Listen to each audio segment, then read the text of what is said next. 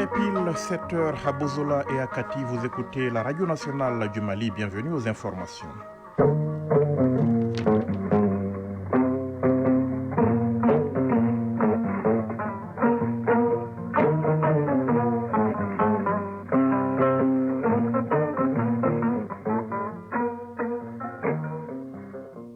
Le journal Yaya Konaté. Dans l'actualité de ce lundi 28 juillet 2025, le Mali en zone de forte endémicité. Les hépatites virales touchent 12 à 15% de la population. Aujourd'hui, c'est la journée mondiale de lutte contre les hépatites. Objectif au niveau mondial, éradiquer le mal à l'horizon 2030. Le Mali s'inscrit dans cette dynamique. Vous entendrez le ministre de la Santé dans ce journal. Cannabis, cocaïne, tramadol, la drogue très présente dans le quotidien des jeunes Maliens. La situation est préoccupante, voire inquiétante. Pour les leaders religieux et leaders d'opinion, il faut sensibiliser, œuvrer à ce que le message passe pour que la jeunesse puisse garder un esprit sain dans un corps sain. C'est le grand format de ce journal. Dans l'actualité des autres pays membres de l'Alliance des États du Sahel, au Niger, le nouveau secrétaire exécutif de l'autorité du bassin du Niger prend fonction. Cela au moment où les attentes de la population, des populations riveraines du cours d'eau sont très fortes. Au Burkina Faso, l'Agence nationale de la météorologie publie des prévisions actualisées avec à la clé des conseils aux populations. Dans l'actualité également, cet accord commercial entre l'Union européenne et les États-Unis, la majorité des exportations européennes vers les États-Unis seront désormais soumises à un droit de douane de 15%. L'UE s'est engagée à 750 milliards de dollars d'achat d'énergie et à 600 milliards d'investissements supplémentaires aux États-Unis. Une entente qui met fin à une course contre la montre avant la date butoir du 1er août fixée par les deux parties. L'actualité des sports, l'afro-basket féminin à Abidjan en Côte d'Ivoire. Le Mali effectue sa deuxième sortie. Demain, ce sera contre le Cameroun. L'actualité, c'est aussi la poursuite du championnat national de handball et du tournoi de montée en Ligue 1 pour ce qui concerne le football. À retenir en foot féminin, le sacre de l'Angleterre qui a remporté hier l'Euro 2025. Mesdames, Messieurs, bonjour. Le mois d'août s'annonce et avec lui de fortes précipitations. C'est en règle générale le mois le plus pluvieux de l'année et si vous n'avez pas encore planté votre arbre, eh bien c'est le moment. La campagne nationale de reboisement a été lancée ce week-end par le Premier ministre. Il s'agira de produire et de planter plus de 40 millions de pieds d'arbres. Le directeur général des eaux et forêts était hier l'invité du journal Parler de 13h au micro de Moussa Papa Aïdara. L'inspecteur général Amadou Diallo revient d'abord sur les objectifs de cette année. Suivons cet entretien. L'objectif opérationnel est de produire 41 384 716 plants, de reboiser 31 876 hectares et de récupérer environ 385 156 hectares de terres dégradées. Au-delà des efforts de l'État, nous avons beaucoup d'autres partenaires. La société civile même y participe. Et nous avons notre programme, un programme de restauration des terres dégradées, rattaché au ministère de l'Environnement, de l'Assainissement et du Développement durable, qui nous a fortement appuyé avec d'autres partenaires pour la réalisation de l'ambitieux programme de restauration du parc de Sofa. C'est vraiment important. À l'intérieur de quel parc, au-delà des plantations, nous avons installé des points d'eau et des systèmes d'irrigation qui vont permettre à la collectivité, la commune de Rodman, de participer à l'entretien et à la surveillance de ces plans. Pourquoi le reboisement reste une priorité aujourd'hui pour le Mali ? Le reboisement reste une priorité pour le Mali face d'abord aux engagements internationaux, parce que le Mali a signé et ratifié beaucoup de conventions dans le cadre de la lutte contre la désertification, dans le cadre de la conservation de la diversité biologique. Aujourd'hui, avec toutes les réflexions autour du sujet, nous nous sommes rendus compte que nous devrons revenir à nos valeurs ancestrales. Parce que hier, nous avons ce patrimoine qui était protégé. Et aujourd'hui, ça fait l'objet de beaucoup d'occupations, de beaucoup d'exploitations. Alors, le retour à ces valeurs ancestrales et à la citoyenneté va permettre d'avoir un citoyen modèle qui aura souci de son environnement. Et d'ailleurs, comme c'est stipulé dans la Constitution du 22 juillet 2023, la protection de l'environnement est un droit et un devoir pour tous. Alors, monsieur le directeur, une chose, c'est de planter. Et l'autre chose, c'est aussi l'entretien. Comment se passe le suivi à votre niveau ? Nous veillons sur ça, que toutes ces actions de reboisement soient sécurisées contre la disparition des animaux. C'est vraiment important. Au niveau des communautés, des partenaires, nous conseillons des plantations d'espèces utilitaires. Utilitaires parce qu'aujourd'hui, il y a beaucoup de Maliens qui ont les moyens, qui sont dans des sociétés, qui souhaiteraient s'investir dans les transformations de nos produits locaux. Et pour la circonstance, nous sommes même avec des partenaires qui sont disposés à faire 100 000 hectares de plantation. Pour que, dorénavant, le Malien puisse avoir des jus de zaban, de pain de singe et d'autres produits forestiers non ligneux, et même du beurre de qualité. Ah oui. Oui, à moindre coût. C'est pourquoi nous avons pris des mesures, d'abord pour interdire l'exploitation des amandes brutes de qualité. Et nous donnons la priorité aux unités de transformation locales. Parce qu'il faut aller vers ça. Et aujourd'hui, le zaman est exporté vers le Sénégal, un pays voisin. Mais s'il y a des Maliens qui sont prêts à créer ces unités de transformation, c'est le moment de les encourager. Mais pour aller vers la transformation, il faut d'abord la production primaire. Exactement. Et cette production primaire passe forcément par des plantations sécurisées. Vous serez d'accord avec moi quand on dit un arbre planté, c'est un avenir assuré. Je suis parfaitement d'accord. À l'instant, l'inspecteur général Amadou Diallo, le directeur général des eaux et forêts, qui répondait aux questions de Moussa Papa Aïdara. Le Mali, en zone de forte endémicité, 12 à 15% de la population touchée par les hépatites virales. Aujourd'hui, c'est la journée mondiale de lutte contre les hépatites avec de gros défis à relever, notamment au niveau de la sensibilisation, du dépistage et de l'accès aux soins. L'objectif au niveau mondial étant l'éradication de la maladie. À l'horizon 2030, le ministre en charge de la Santé, dans une allocution, appelle à briser les barrières à l'élimination de l'hépatite et à la prévention du cancer du foie. Fantama Magnantao. L'hépatite est définie comme étant une inflammation du foie causée par des substances toxiques ou par des virus. Le monde enregistre chaque année des millions de nouvelles contaminations dues à l'hépatite selon l'OMS. C'est dans ce cadre qu'une journée est dédiée à la pandémie. Colonel Assaba Diallo Touré, ministre de la Santé et du Développement social. C'est le moment de par le monde de magnifier la solidarité manifeste à l'endroit des personnes infectées et affectées par l'hépatite virale. Le thème international de cette journée mondiale 2025 est « Hépatite, cassons les barrières ».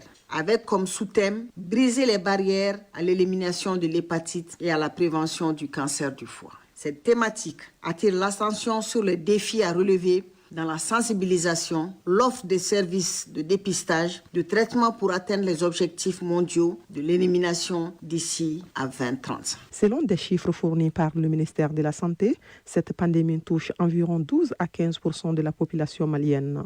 Face à ces taux de contamination alarmants, les autorités sanitaires du pays incitent au dépistage en vue de se prémunir contre cette maladie. Selon l'analyse des situations des hépatites virales au Mali, faite en collaboration avec l'Organisation mondiale de la santé en avril 2020, la prévalence de l'hépatite B était estimée à 12,1%, soit 2 500 000 personnes infectées, et celle de l'hépatite C à 1,3%, soit 300 000 personnes infectées, ce qui place le Mali en zone de forte endémicité. C'est pourquoi l'hépatite est souvent qualifiée de tueur silencieux. L'hépatite virale est une maladie évitable lorsque les mesures de prévention sont respectées.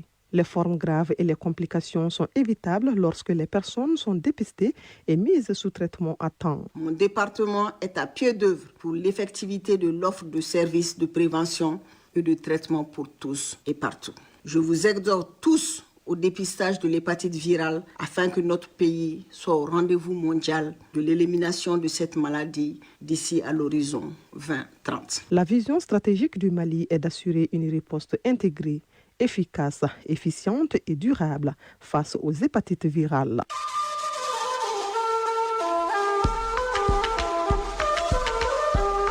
AES, actualité.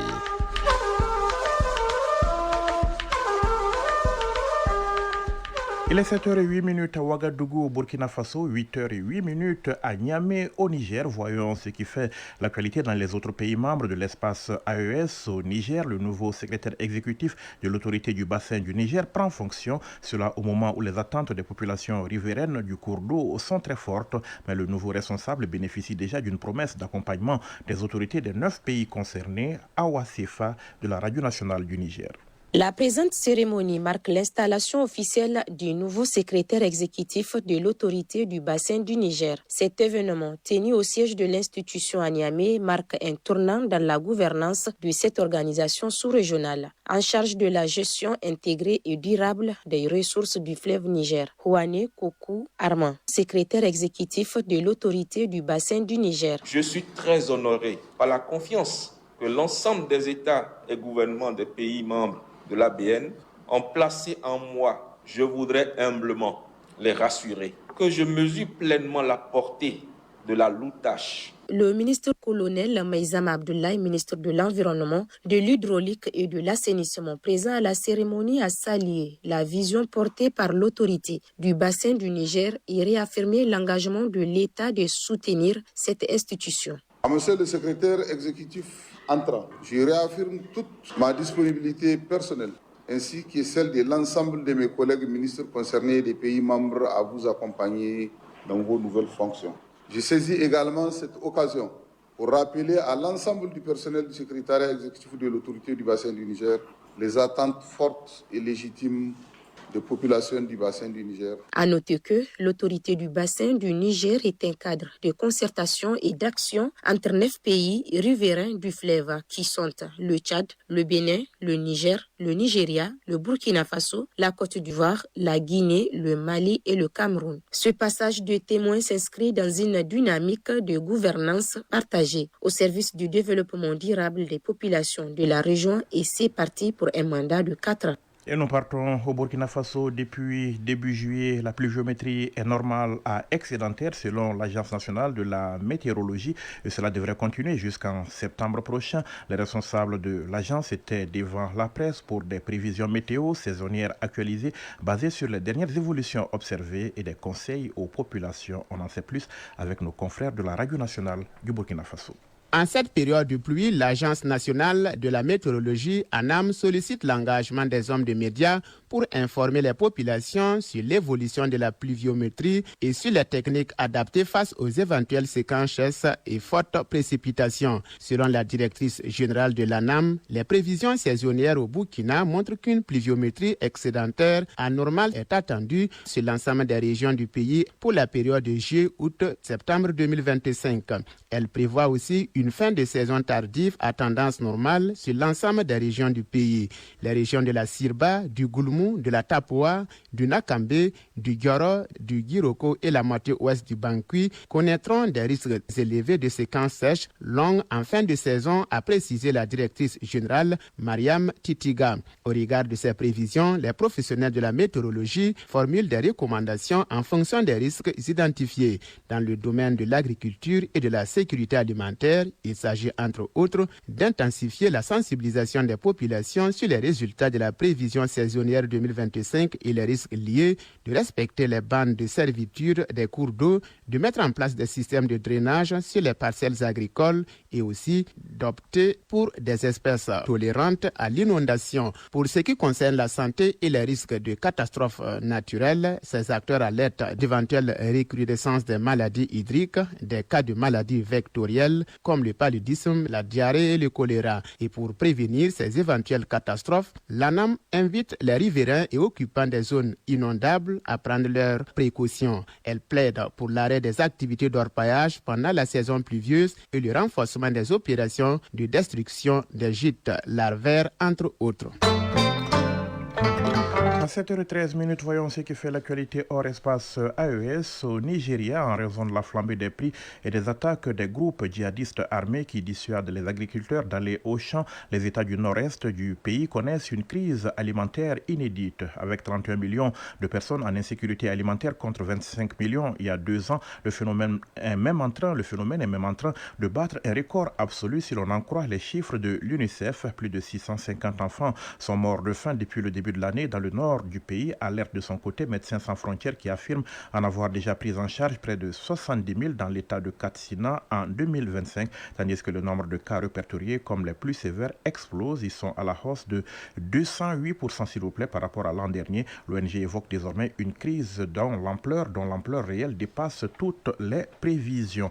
La Côte d'Ivoire, dans un communiqué publié hier, le procureur de la République indique que l'activiste burkinabé Alain Christophe Traoré, alias Salino Faso, a été retrouvé mort jeudi 24 juillet dans sa chambre de l'école de gendarmerie et d'Abidjan où il était détenu depuis le mois de janvier. Il précise également que les premiers éléments de l'enquête concluent à un suicide. Installé en Côte d'Ivoire, Alino Faso s'était récemment distingué par des prises de position très tranchées en faveur des autorités burkinabées. Âgé de 44 ans, Alina Faso avait donc été interpellé par les forces de l'ordre ivoiriennes en janvier dernier. En Ituri, dans le nord-est de la République démocratique du Congo, au moins 40 civils ont été tués dans la nuit de samedi à dimanche dans l'attaque d'une église. Cela s'est passé dans le centre de Komanda, à plus de 110 km au sud de la ville de Bunia. L'attaque est attribuée aux rebelles ougandais des ADF, un groupe affilié à l'État islamique. 15 personnes sont également blessées selon un bilan provisoire. L'Union européenne et les États-Unis ont conclu un accord commercial provisoire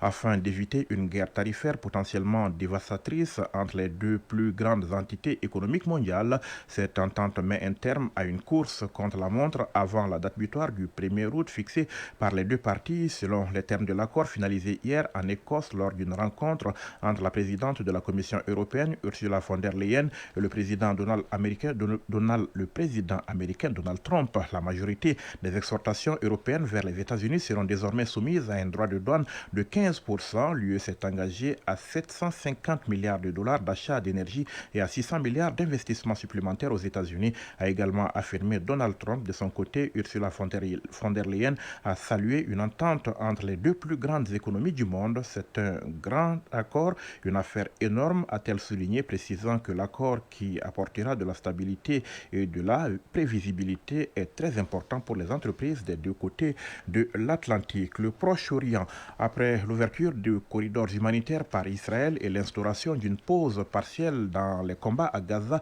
des largages aériens de vivres et de matériel médical ont repris hier au-dessus de l'enclave. La Jordanie a annoncé qu'elle avait effectué 3 largages dans le ciel de Gaza, dont un en coopération avec les Émirats arabes unis. Elle a précisé que ces avions cargo avaient largué 25 tonnes de nourriture et de fournitures sur plusieurs sites de la bande de Gaza. Selon les médias, certains Palestiniens ont déploré cependant leur difficulté à accéder à l'aide humanitaire une fois qu'elle est tombée au sol, parfois dans des zones militarisées. La conférence convoquée ce lundi par l'Assemblée générale des Nations unies et co-présidée par la France et l'Arabie saoudite espère enclencher une nouvelle dynamique pour reconnaître l'État de Palestine. Cette réunion intervient alors que les perspectives n'avaient jamais été aussi menacées selon le ministre français des Affaires étrangères. Poussé par la France et l'Arabie saoudite, l'ONU se penche à partir de ce lundi sur l'avenir menacé de la solution à 2 États, israéliens et palestiniens, au moment où la pression internationale sur Israël s'intensifie pour mettre un terme à la guerre à Gaza. 7h17, retour ici au Mali. Cocaïne, cannabis, tramadol, la drogue omniprésente dans le quotidien de la jeunesse malienne. La consommation de stupéfiants par la jeunesse de notre pays inquiète à plus d'un titre et les statistiques font froid dans le dos. Pour les leaders religieux et les leaders d'opinion du pays, il faut sensibiliser, œuvrer à ce que le message passe pour que la jeunesse puisse garder un esprit sain dans un corps sain, car une jeunesse qui se drogue est une jeunesse en perdition. Alpha Maïga pour le grand format de cette édition. Il fait nuit au cœur de Bamako, la capitale, dans toutes ses couleurs et ses bruits. Au lever du soleil, rendons-nous direction une gare de transport. Il est en train de fumer de la drogue. J'ai commencé d'abord à consommer la bière avant de prendre la drogue. Une fois je prends la drogue, cela me permet de bien suivre les explications du maître. La consommation de drogue chez les jeunes, un quotidien. Docteur Mohamed Meiga, imam mosquée, faculté des sciences et techniques à Badalabougou. Aujourd'hui, la jeunesse malienne est confrontée à beaucoup de défis et beaucoup de problèmes, notamment les stupéfiants, qui est un problème aujourd'hui de santé publique. Emmanuel Sagara, catholique. On peut le fumer, on peut l'avaler, on peut se l'injecter. Cocaïne, héroïne, cannabis, tramadol, etc. Et c'est ça qui ravage notre société. Joseph Kodjo, protestant. Nous n'avions pas des statistiques. Savoir que jusqu'à un tel nombre de jeunes sont affectés par la drogue, c'est vraiment déplorable, très très inquiétant pour la société. Il s'agit d'une situation qui inquiète familles et autorités. Beaucoup commencent très tôt, souvent influencés par les amis, le chômage ou le manque de perspective. Joseph Kodjo. Nous devons les écouter, analyser la situation, leur montrer l'amour, donner ces messages d'espoir qu'il y a toujours une porte de sortie. Emmanuel Sagara. Il faut voir ceux qui ne consomment pas, il faut un message à eux d'abord. Il faut un message à ceux qui consomment, il faut un message aux parents, aux éducateurs, aux médecins, à la société en elle-même. Face à cette situation, les leaders d'opinion sensibilisent pour encourager les jeunes à faire des choix appropriés. Dr Mohamed Meiga. Il est effectivement important de se plancher sur cette problématique et donner des conseils surtout à la jeunesse, mais également voir quelle est la responsabilité de nous en tant que religieux, en tant qu'imams, pour que cette situation change. En tout cas, moi, en tant que chrétien, je vais vous dire, pour Dieu, personne n'a le droit de détruire son corps, parce que le corps appartient à Dieu. Or, chaque fois que vous prenez une drogue ou quelque chose qui détruit votre corps, par rapport à la religion, c'est pas bon. Et les religieux ont le droit et le devoir de le faire comprendre aux jeunes. Ces leaders d'opinion tentent de renforcer la lutte contre le trafic. Beaucoup appellent à plus d'éducation, de dialogue et d'opportunités pour la jeunesse. Allah dit dans le Coran al-Karim, dans la sourate al-Ma'ida, ô vous qui avez cru, sachez que le khamr, c'est-à-dire toute substance enivrante, ainsi que les jeux de hasard, ainsi que les pierres dressées, ainsi que les flèches divinantes qui sont utilisées à l'époque de la Jahiliya, sachez que toutes ces actions-là sont des actes d'abomination de Satan. Fajtanibuhu, éloignez-vous de ces actions. Le rôle de l'Église doit être d'aider, d'écouter et aider cette jeunesse-là qui est en train de s'enfoncer. Il faut des centres de désintoxication, c'est-à-dire l'éducation. L'école et les structures d'école sont devenues des centres d'instruction et non des centres d'éducation. Et le premier centre d'éducation, c'est la famille. Et dans la famille, les gens ne s'en occupent pas. Et dès le moment où on découvre qu'un enfant ou un jeune est drogué, au lieu de s'en occuper, on l'écarte. On se méfie de lui, on se moque de lui. Ce combat engage toute la société, famille, école, leaders et jeunes eux-mêmes.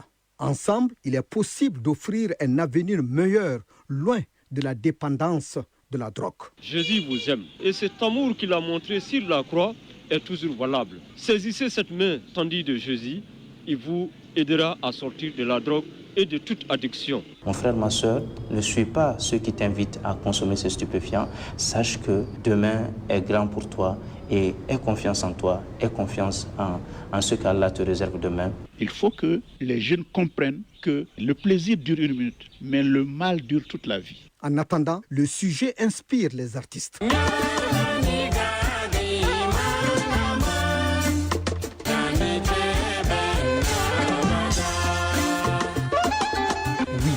Un problème de santé publique.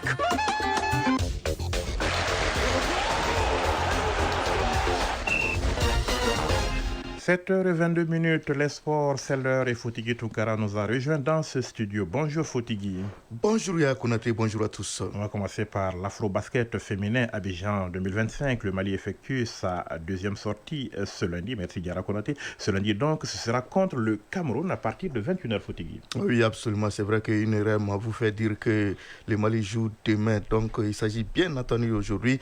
Alors au compte donc de la troisième et dernière journée des poules ce lundi, le Mali affrontera le Cameroun. Le coup d'envoi est prévu à 21h temps universel. Ce sera au Palais des Sports à Treichville. Match décisif pour la qualification directe en quart de finale, puisqu'en cas de victoire, la deuxième d'affilée, les aigles basketteuses se qualifieront directement pour les quarts de finale.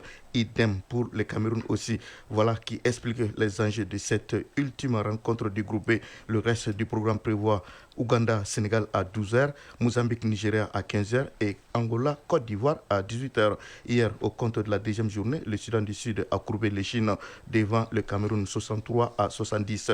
Le Rwanda s'est incliné devant le Mozambique des 55 à 72. La Guinée-Conakry a perdu contre l'Ouganda 51-88. L'Égypte a gagné contre l'Angola 70 à 54. Je rappelle que c'est le premier de poule se qualifie directement pour les quarts de finale. Les deuxième et troisième vont donc passer par les barrages éliminatoires. On passe au handball. Le championnat national du Mali se poursuit. 3 matchs sont au programme aujourd'hui. Oui, le championnat national du Mali de handball bat son plein dans la salle Abdallah Mahamana Aïdra du stade du 26 mars de Yirmadio. Le programme nous propose 3 rencontres ce lundi. À 11h, le Biton de Ségou jouera contre le Debo Club de Mopti. À 15h, l'histoire sera aux prises avec Mamaïra Asserekati. Et à 16h30, la commune 6 en découdra avec l'AS Police. Si la bataille fait toujours rage dans les dépoules chez les hommes, chez les dames, la compétition est déjà arrivée au stade du Caridas. Chez les hommes hier, Mamaïra Assé est tombé devant la commune 6 22-37. Sonic AC de Gao l'a emporté devant le CMB Centre Maïga de la base 30 à 29. Et chez les dames, le COM Centre Olympique de Missabougou s'est donc incliné devant Centre Omnisport de Missabougou s'est donc incliné devant les Sigidekaï 25 à 29. Du foot à présent, Foutigui avec le tournoi de montée en Ligue 1. Le groupe B donnera son verdict ce lundi à l'issue de la 3e et dernière journée, alors que dans le groupe A, on jouera la 4e et avant-dernière journée. Oui, tout compte fait, le suspense est régné pour l'instant d'un côté comme de l'autre. Sera-t-il brisé ou pas aujourd'hui dans les deux groupes? Passé sûr dans le groupe A qui jouera sa 4e et avant-dernière journée au stade Mamadou Konaté à 16h. Derby Académie de Bamako sera face au FC Balazan de Ségou. Au même moment, au stade Ouezen Koulibaly, l'AS Elouidje de Kidal sera donc opposé à Tombouctou Football Club. ATS de Koro est exempté de cette 4e journée au classement dans ce groupe A. Derby Académie de Bamako occupe la première place avec 6 points plus 7 devant ATS de Koro, 6 points plus 5. Le FC Balazan 3e avec 4 points est suivi de l'AS Elouidje 1 point et Tombouctou FC 0 point. La 5e et dernière journée de ce groupe est prévue jeudi. Le groupe B connaîtra son épilogue donc ce soir à l'issue de la 3e et dernière journée au stade Mamadou Konaté à 15h. À 18h15 bien précise, l'AS Douane de Sikasso affrontera l'AS Kai. À la même heure, au stade Ouezen Koulibaly, le FC Malikouroua jouera contre Sony AC de Gao dans ce qu'on peut qualifier de finale dans ce groupe, puisque le vainqueur validera son ticket pour la montée en Ligue 1 malienne de football. Malheur donc au vaincu. Au classement dans ce groupe, avant donc cette ultime journée, Sonic AC de Gao est en tête avec 4 points plus 2 devant le FC Malkoura 4 points plus 1. Ils sont donc suivis de l'AS Douane de Sikasso 1 point moins 1 et l'AS Kai 1 point moins 2. Et on va terminer avec du foot féminin. Foutigui, l'Euro 2025 a connu son épilogue hier à Bâle en Suisse avec le sacre de l'Angleterre. Oui, vainqueur de l'Espagne, l'Angleterre remporte l'Euro féminin pour la 2e fois consécutive. Tenante du titre, les Anglaises ont conservé leur couronne européenne en battant les Espagnols 3-1 au tir au but. Au terme du temps réglementaire et des prolongations, le score était d'un but partout. Dans un remake de la finale de la dernière Coupe du Monde en 2023 en Australie, remporté 1-0 par l'Espagne, l'Angleterre, championne d'Europe en titre, s'est donc vengée de la championne en titre, de la championne du monde en titre. Parlant toujours de football féminin, la CAN Maroc 2025 a été remportée samedi par le Nigeria qui a renversé le Maroc 3-2. Pourtant, ce sont les Marocains devant leur public qui avaient mené 2-0 à la mi-temps. Recordman de cette compétition, le Nigeria remporte ainsi son 10e titre de champion d'Afrique de football. C'était le sport et c'était Foutigui Tunkara en direct. Merci Foutigui. Merci à vous aussi. Belle journée. Pareillement. La sagesse populaire nous enseigne qu'il ne faut jamais planter des épines sur la route de quelqu'un car un jour tes enfants pourraient l'emprunter pieds nus. Il ne faut jamais planter des épines sur la route de quelqu'un car un jour tes enfants pourraient l'emprunter pieds nus. Une façon de dire que le mal que nous faisons pourrait un jour ou l'autre nous revenir d'une façon ou d'une autre. Le rappel du sommaire de ce journal dans un instant. Le Mali en zone de forte endémicité, les hépatites virales touchent 12 à 15% de la population. Aujourd'hui, c'est la journée mondiale de lutte contre les hépatites. Objectif au niveau mondial, éradiquer le mal à l'horizon 2030. Le Mali s'inscrit dans cette dynamique. Cannabis, cocaïne, tramadol, la drogue très présente dans le quotidien des jeunes Maliens. La situation est préoccupante, voire inquiétante pour les leaders religieux et leaders d'opinion. Il faut sensibiliser, œuvrer à ce que le message passe pour que la jeunesse puisse garder un esprit sain dans un Corse. Dans l'actualité des autres pays membres de l'Alliance des États du Sahel, au Niger, le nouveau secrétaire exécutif de l'autorité du bassin du Niger prend fonction. Cela au moment où les attentes des populations riveraines du cours d'eau sont très fortes. Au Burkina Faso, l'Agence nationale de la météorologie publie des prévisions saisonnières actualisées avec à la clé des conseils aux populations. Dans l'actualité également, cet accord commercial entre l'Union européenne et les États-Unis, la majorité des exportations européennes vers les États-Unis seront désormais soumises à un droit de douane de 15%. L'UE s'est engagée à 750 milliards de dollars d'achat d'énergie et à 600 milliards d'investissements supplémentaires aux États-Unis. Une entente qui met fin à une course contre la montre avant la date butoir du 1er août fixée par les deux parties. L'actualité des sports, l'afro-basket féminin à Abidjan en Côte d'Ivoire. Le Mali effectue sa deuxième sortie ce lundi. Ce sera contre le Cameroun. L'actualité, c'est aussi la poursuite du championnat national de handball et du tournoi de montée en Ligue 1 pour ce qui concerne le foot. À retenir également, et enfin, en foot féminin, le sacre de l'Angleterre qui a remporté hier l'Euro 2025. Il est 7h passées de 29 minutes à Bamako. C'est la fin de cette édition. Vous avez été servi ce matin par Mamadou Diallo à la mise en onde, Mohamed Koulibaly à la mise en ligne, présentation Yaya Konaté, réalisation coordination Bourama Traoré. À suivre les infos météo qui seront suivies de la rubrique des avis et communiqués, une présentation ce matin de Fatim Dambélé. Merci d'avoir été des nôtres. Excellente journée. Au revoir.